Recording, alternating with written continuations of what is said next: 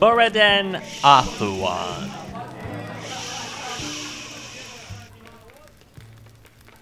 The champion of Kinneret. Moriden showed the beauty of nature by finding renewal for the great and glorious Gildergreen of Whiterun, providing a place of worship for all manner of men and mer. The champion of Daibella, the only man to enter the most sacred places of the temple in Markat and live. He, who found out the Daibellian symbol and returned her to the temple, so that all could hear the will of the great goddess. The messenger of Mara, whose small words and influence sparked two of the greatest love stories of all time in Skyrim. Moriden was at the height of his goodly deeds when word reached him of a new threat to Skyrim and its people.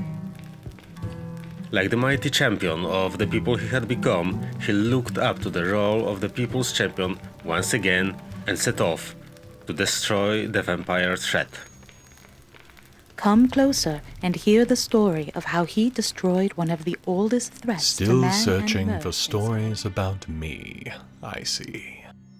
I hate to disappoint you, but this portion of my story, you won't find a single bard who knows what he's talking about. That's fine now. We have time, my friend. I can tell it far better than they can, as they tell it for entertainment, not because it is truth. Because the truth is not what the bards would have you believe.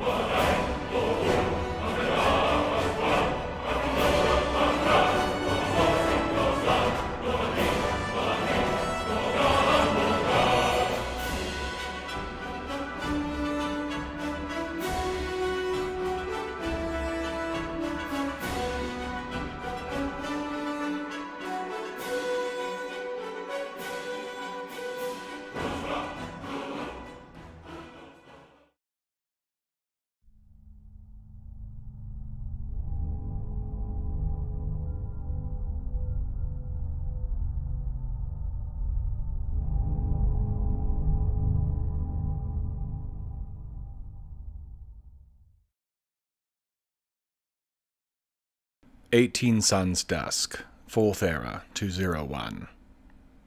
The now former champion of Boethia made several critical errors. First, he relied on others, which he should have known almost promised that things would not go well for him. To make this worse, second, he didn't continually check on those others to ensure that his will was being met. Had he done so regularly, his men would have been more attentive, and it is possible they would have seen me coming. Third, he was complacent.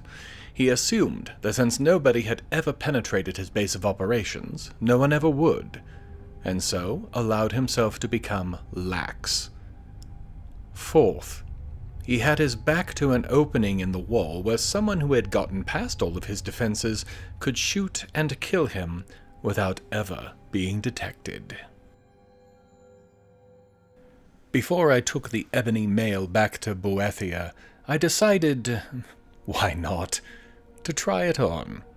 If I was to return it, then I should at least know its power somewhat, that I might be able to duplicate it eventually. I'm not big into heavy armor, so it had little worth to me as anything else. As soon as I settled it into place, however, Boethia's voice rang through my mind, painful and unignorable. The conversation was brief. She named me her new champion, which at least means that when she does get her new followers and inevitably sends one after me, they will at least be cautious about it instead of attacking me on the roads in public.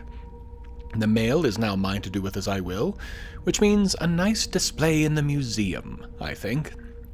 In the public eye, but away from the public's touch, where nobody, say a future wannabe champion, can get at it and use it against me.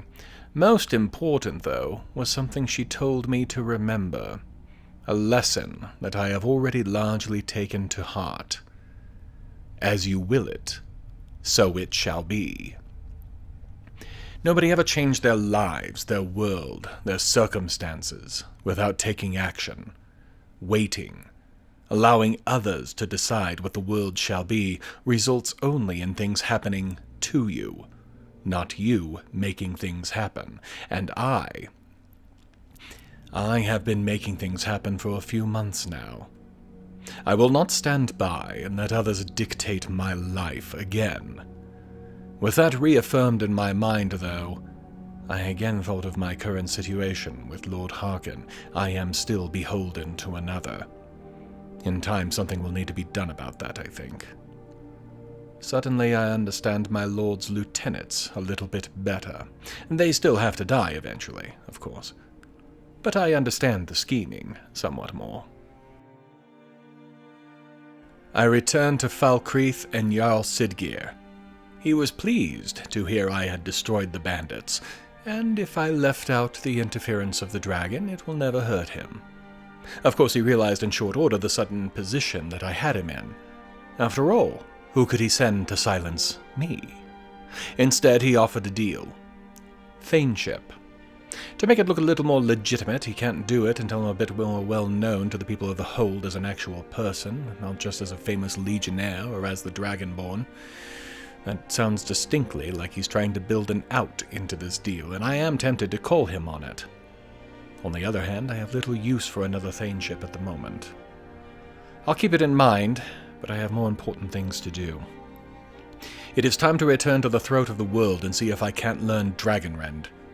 I have to figure it will be useful against any dragon, after all, and they have been making things somewhat difficult of late. Along the way, I made a search for the second of the 3 shrines that opened the door in Silent Moons. I'd found the first some time ago, of course, but had not put much effort into finding the other 2. As the Snow Elf Shrine was supposed to be on the slopes of the Throat, and I was not pressed for time just yet, this seemed the more opportune time to conduct the search. It stood overlooking Riverwood, high on a rock shelf that looked out across the eastern reaches of the Whiterun Plains. The view was pretty enough, I suppose, but I wasn't here for a view. I was here for the shrine, which featured only a sun emblem statue. When I did find a switch on it, cleverly hidden in the northward-facing portion of that sun, a beam of light lanced out across the landscape. Like the one near Dragon's Bridge, I can almost be certain that this one also points to Silent Moons. I am not looking forward to going back there eventually. Paarthurnax was waiting for me when I arrived at the top of the mountain, and he knew immediately that I had the scroll, said he could feel it, that the entire world was shuddering as the scroll that had inflicted the time wound came closer once again to the moment that wound had been created. He encouraged me to go quickly, to read the scroll as soon as possible. Alduin is coming. He cannot have missed the signs. I am at a disadvantage once again due to the sunlight. If Alduin arrives while I am still weakened like this, I may be in a lot of trouble. Now that I'm here, though, there is no choice. Even I can feel the world around me seeming to bend. So much learned, and so little time in which it all happened.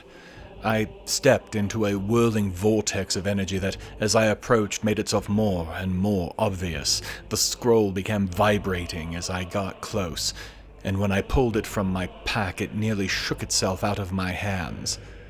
I took firmer hands on it and did what few have ever dared to do without years or decades of preparation.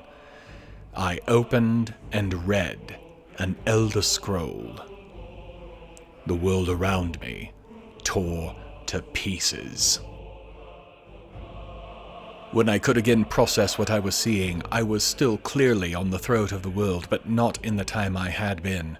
I could not move, could only watch, as a dragon swooped down and challenged a human on the ground, proclaiming that Alduin's dominion would be restored on this day. The fight was short, ended abruptly when a woman jumped from the rocks to the beast's head and stabbed it through the eye, killing it near instantly. The two humans, brother and sister, talked briefly. From their words, I knew this to be the final battle of the Dragon War, the day that Alduin vanished from the world. This fight, the two of them and one other, was a desperate last attempt. They had a new weapon, Dragon Rend, that they hoped would be strong enough to bring down the dragon and allow them to kill him. The third, a mage from his look, did not think it would be so easy, and, as a true last-ditch effort, had brought the same Elder Scroll that I was now viewing the scene through. There was disagreement about it being used. They did not have time to argue more. Alduin, the World Eater, alighted on the word wall, shouting his defiance at the puny mortals who had come to challenge it. Words, however, were wasted between the dragon and those who had come to end him. As Alduin took wing once more, they unleashed their weapon, Dragon Rend. The words of the shout seeped into my soul, and I finally understood why no dragon could ever understand this shout, could ever use it. The very words used were so foreign to them that they could not even begin to understand them. Mortal. Finite. Temporary. Concepts that every mortal being and creature understood near from birth, but concepts that simply did not apply to a dragon. That is why they cannot understand it. That is why they fear the Dragonborn, fear me. Just as with mortals, what they do not, cannot understand, they fear, and just like us, what they fear, they attempt to destroy. Cursing the name of Paarthurnax, Alduin was forced to the ground by the shout, and the battle began in earnest.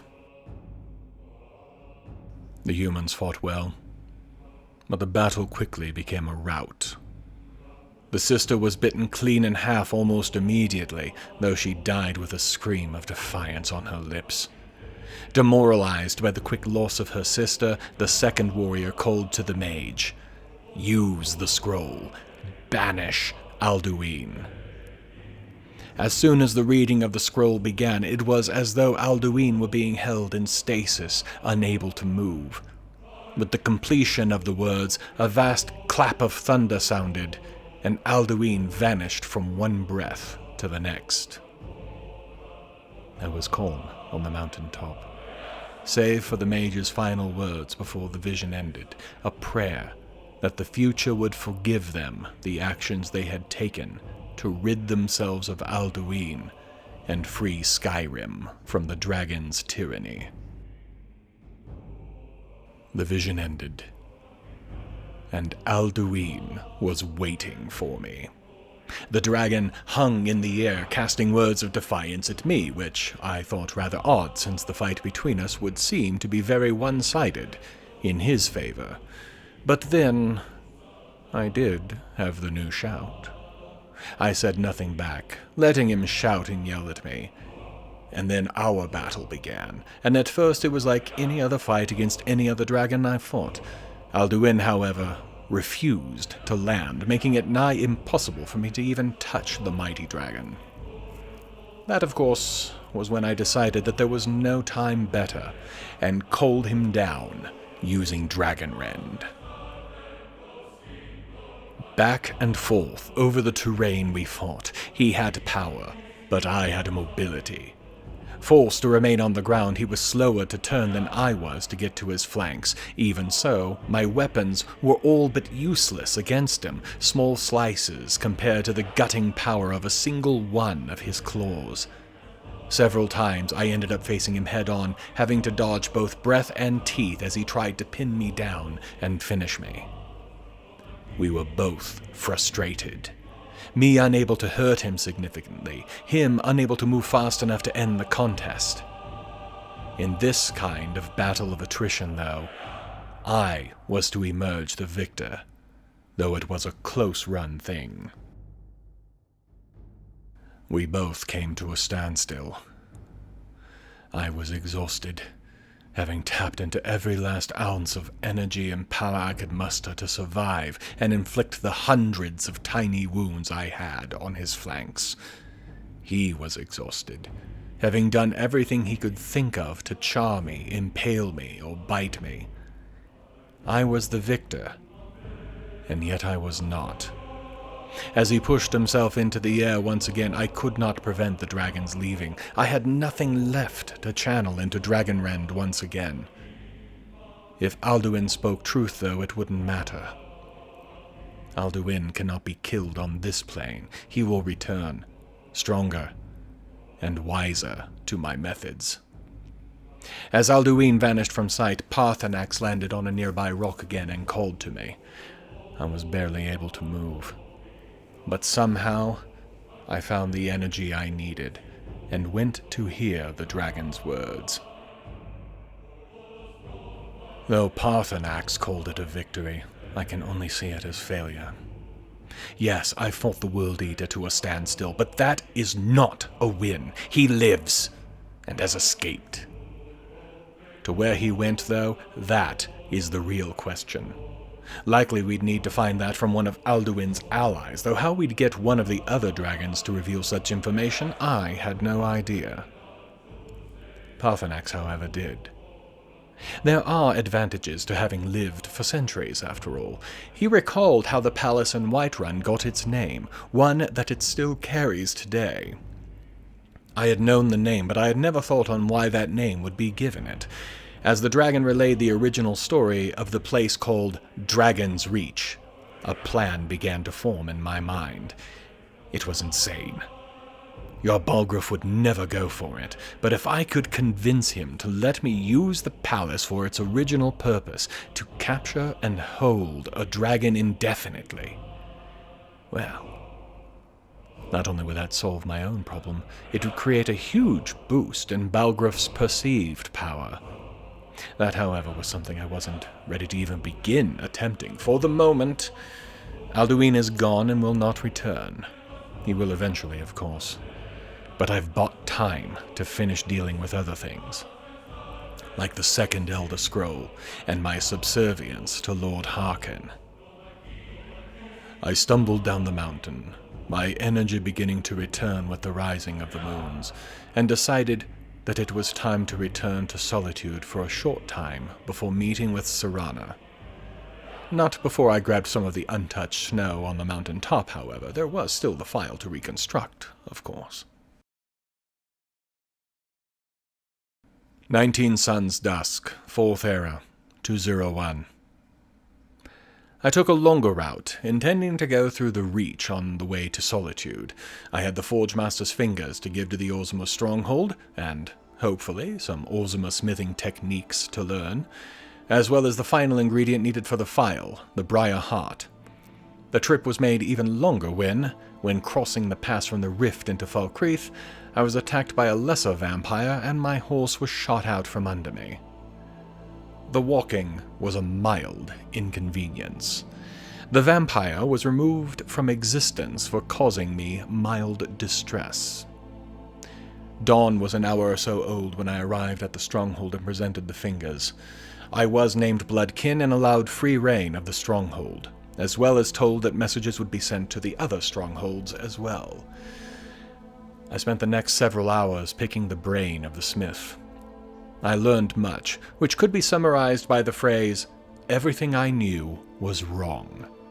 Well, not wrong precisely, but flawed in many respects. I had understood the basics, but because I did not understand why certain things had to be done certain ways, I had created shortcuts that were undermining my own work. All of it through ignorance. The Orzuma do not like ignorance and are brutally direct about correcting such issues. While I am still no master smith, I left with a great deal to think on and experiment with.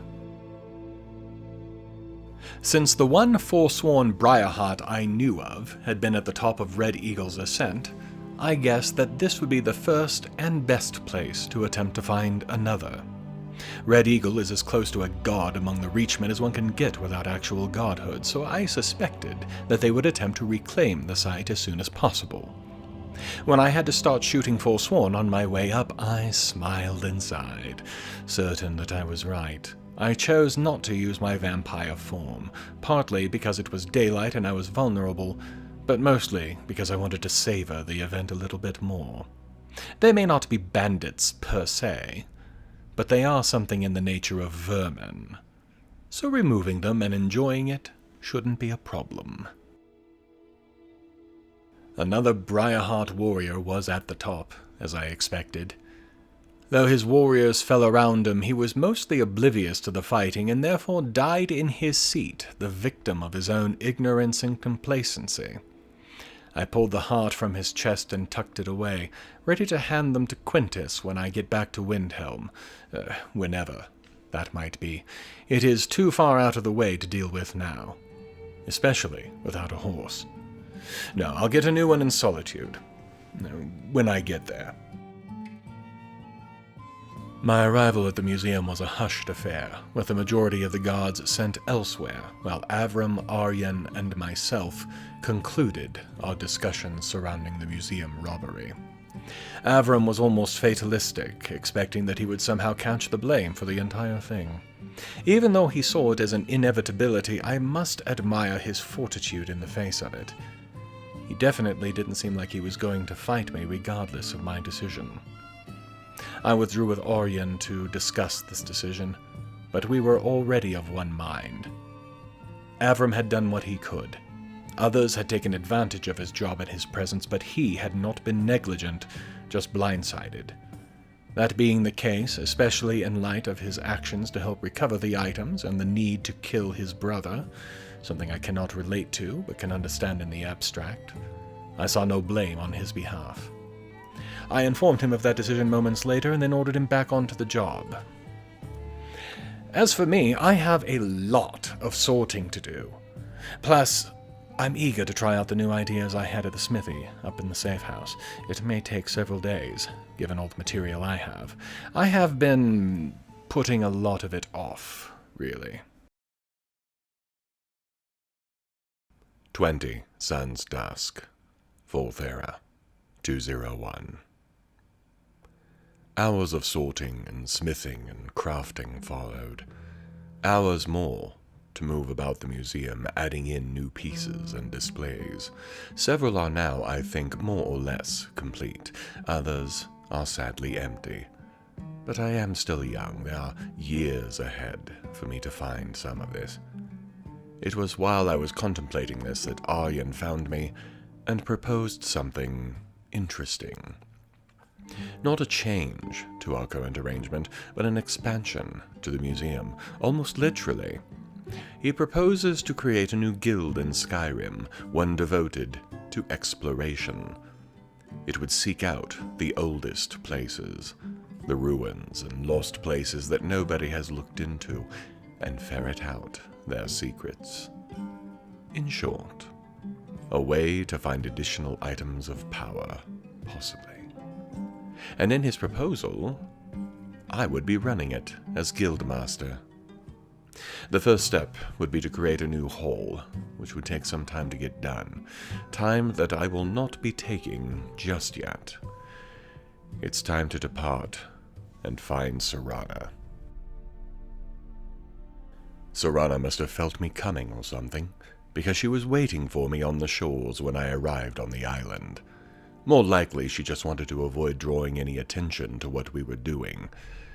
After catching each other up on the goings-on, more vampire politics on her end, punching Alduin in the throat on mine, she filled me in.